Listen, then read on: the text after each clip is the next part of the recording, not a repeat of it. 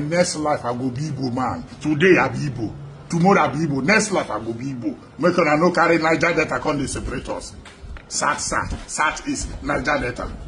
Hello everyone. I'm in a very happy mood. So this evening I saw a video of the president of Ohaneze Ndi Igbo, Rivers State Chapter, Mr. Livingstone Weche, and another video of General Sabuja. These are Igbo people who are from Rivers State, strongly affirming their Igbo identity without any fear of equivocation, without any iota of identity crisis, affirming strongly their Igbo identity. I was so happy. I've never been that happy the way I am. I'm so excited. It shows that all what we have been doing, all what we have been preaching about Igbo unity and Igbo identity, the message is getting directly to the people we want it to get to. And the caliber of people carrying the message along are the kind of people who want it to be in their mouth. Imagine somebody like that now as president of Ohaneze Ndi Igbo, Rivers State Chapter, preaching Igbo unity and Igbo identity. It will clip the wings of those who want to divide us and rule us. Igbo bofu. Igbo bofu. I want you to watch the video. After watching the video, then we can talk. Ikwere people are Igbos.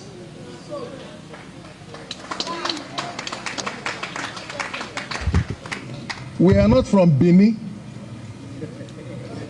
Even the late Oba of Benin wrote a book titled, I Remain, Sir, Your Obedient Servant.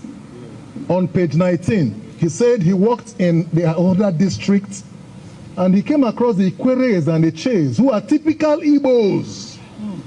So if the custodian of the Benin heritage could on record say that the Ikweres and the Ches are typical Igbos, you are going behind to say you are Benin. Man is saying no, you are Igbos.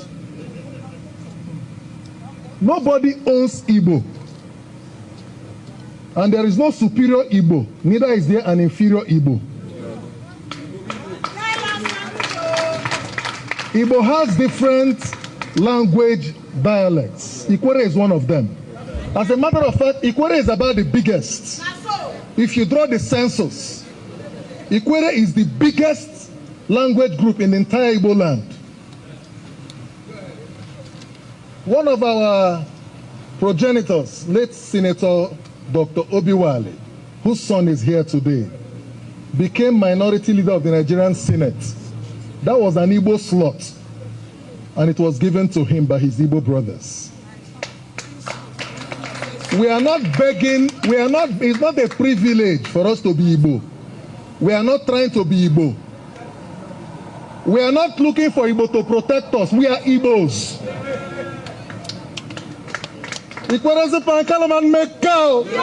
You can choose to say whatever you want to say. You can hold any opinion about Livingstone, but I dare you.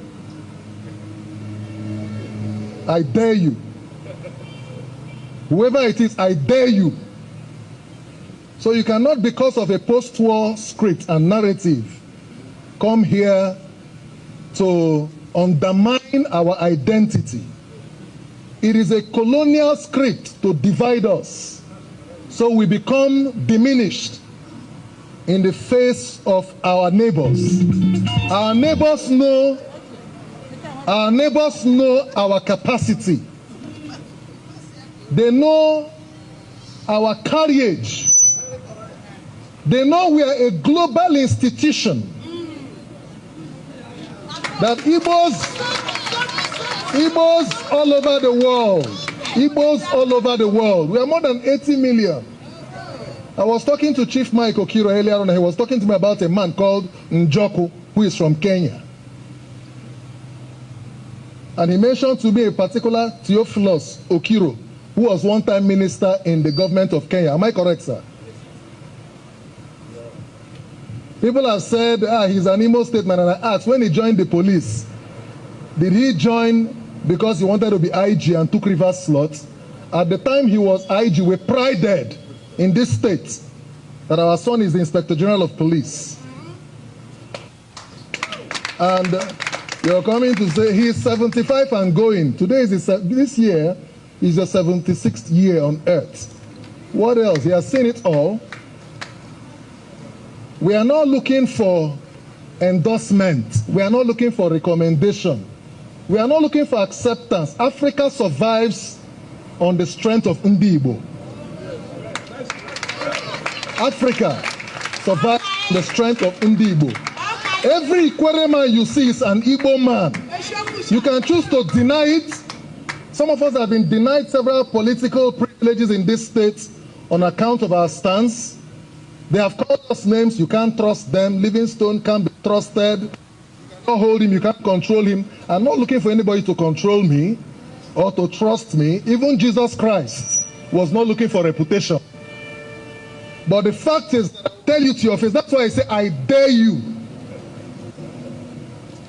So as we go home, remember that the more than 80 million Igbos around the world are looking up to this arrangement here today for leadership. We are in Cuba. I went through the slave trade manifest and I realized that Calabar was the largest slave port in Africa. And the largest slaves that were exported from Africa to the rest of the world are Igbo. And we make up majority of most of the black nations, both in Northern America and other African little states, including Fiji and Haiti and the rest of them, Brazil. And we have very prominent sons. Bishop T.D. Jakes has traced his DNA up to Imo State. Oprah Winfrey, Buju Banton, Rihanna, you can even Bob Marley. We are not trying to claim it. It's not something we are not looking for an identity post. We are saying what it is. We are just like the Jews. Dele Faro Timi says Igbos are the only ethnic group in Nigeria that can survive very well without the support of government. If we want to govern Nigeria, it's in our hands. But Igbos have to know what they are made of. You must know your onions. When you say Oha, Oyara, Wanneya, can we do that in reality? Can Igbos in Rivers State, this idea of domination, Igbo doesn't own Ikwere. Ikwere is part of Igbo. So you don't come from Anambra and say, so when you come here, you respect your Ikwere brother and his tradition. When I go to Nri, I respect my Nri brother and his tradition. That's the way it plays. You don't come here and begin to exert any form of dominion or control. No. We are one. We are. I am because we are. Mbuntu. So we are one. When I see my Anambra brother, I am proud that Anambra has the highest number of billionaires in Nigeria. I am proud. When I go to Imo State, I am proud. When I go to Ebonyi, I am proud. When you come to River State, respect your brothers from Ahoda, from Onelga, Oboebe Mandoni, from Ikwere, from Eche, from Omoma, from Oyibo, including those who have spilled into Eleme, Okrika, and Kalabari, including some parts of Bayelsa. And I told them that Ikwere has an extension in Opobo, even in Boni. That Ikwere, I was telling our brothers today, we have an Ikwere community in Delta State. There is a kingdom called Eurei. There is a kingdom called Eurei in Delta State. They migrated from Elele. They have a first-class king. In fact, one of their sons is Dr. Samuel Ajogbe, the one-time director of projects of NDDC, ED project. And he confirmed to me I'm an Elele man, but we are in Delta State by virtue of migration. I wrote an article titled, Indeed, What is Bini About Ikwere? And I wrote another article titled, Igbo Hates Ikwere, Igbo Hates Ikwere, the dummy they sold to us. Captain Elechi Amadi was confronted by Chidi, Professor Chidi Oswago. Why do you hate Igbo? Say, no, I don't hate Igbo. I am Igbo, but what I wrote against was the attitude and the treatment from the Aron people. That was personal.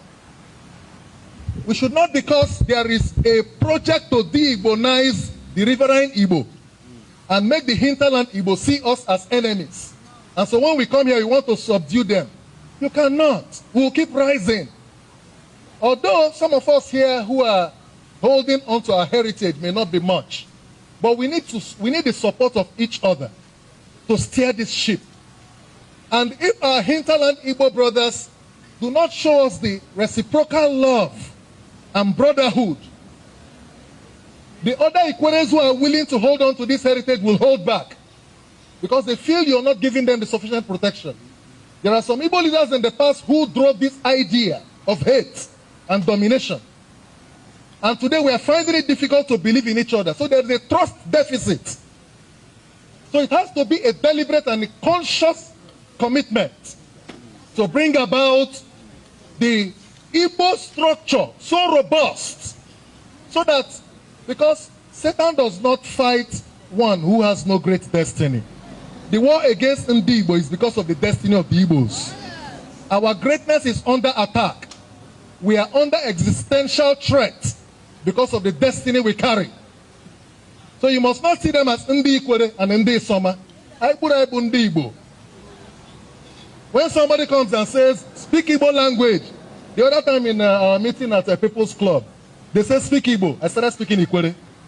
Yes, Ikwere is Igbo. And he got offended. He said, no, speak Igbo. I said, no. This is my own Igbo version. You can't impose another one on me.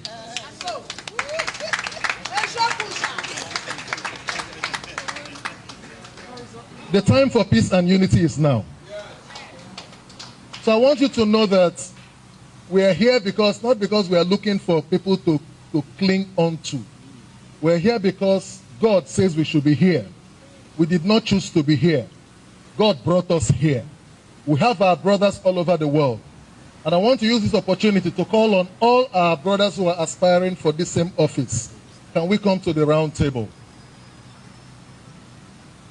Our brother Tim Uche, Chief Fineface Amechi, Jackson Omenazo, and the other unknown, yet unknown persons. Let's all come on board. Every move to divide us is part of the strategy to destroy us. Let's not give room for it. It's not about Mike Okiro. It's not about me. You can choose to be anything under the 1999 Constitution, so-called. You can, by virtue of the right to freedom of association, choose to create any group. But you know, the more we create too many Igbo groups, the more we are not unified to fight our battles properly. There are too many. Everybody in Igbo land is a king. Everybody is king. It's killing us. It's killing us. Everybody is this.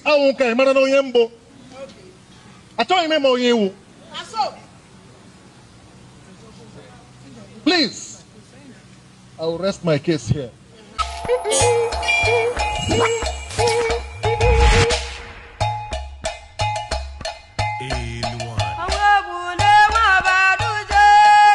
Welcome back.